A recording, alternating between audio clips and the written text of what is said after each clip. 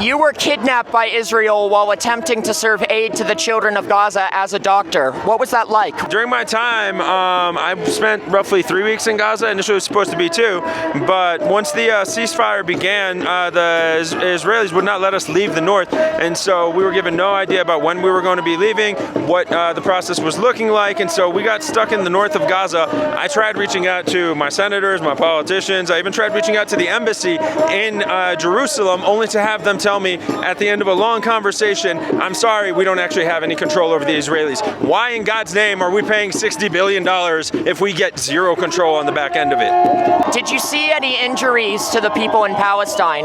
So I'm a pediatrician. I work primarily with kids. One of the biggest issues is shrapnel injuries. When you have something that is just a couple grams, but it's moving, the speed of sound or faster, it causes immense damage. I remember one case that stuck with me was a boy about 8-9 months old who parents said he had been playing near the house when it had been bombed, and so some rubble had fallen on him. By the time he got to the ED, he had lacerations and was bleeding everywhere, and so I closed up all the cuts on his arms and legs and moved on to the next patients because we were in the middle of a mass casualty event. I had to go and triage the next patient immediately. And so as I'm walking back, the parents tell me he's acting a little bit funny. It's not unusual to have a concussion if you've been near an explosion, so we chalked it up to that. 5 minutes later, the family reaches out to me and they tell me he's sleepy, and again, it can also be symptoms of a concussion. But then they asked me, there's one more small cut on the side of his head, do you mind fixing it? And I went and I looked at it, and you could see that this was not a laceration, a cut in the skin. This was actually a penetrating injury to the side of his head. We knew immediately at that point that this child had had a shrapnel injury to the brain. We sent him to go get a CT to see what the degree of injury was.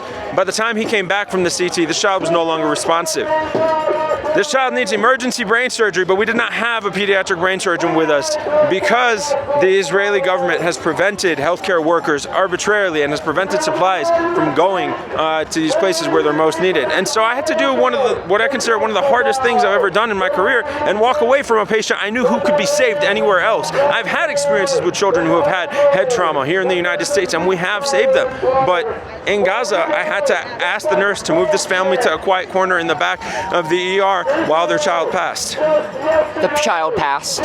Yeah, the child passed, unfortunately. He had bleeding within the brain. It causes compression of the brain and the brainstem, and then his heart rate slowly decreases, and eventually he passed. What do you say to those who deny the genocide in Gaza? I tell them, if at this stage, 2 years into it, and seeing all of this evidence, you cannot find it within your heart to believe that even one child has been unjustly killed, there is something fundamentally flawed with you as a human being, because even one child is a crime, and the world should have stopped after that first child was killed.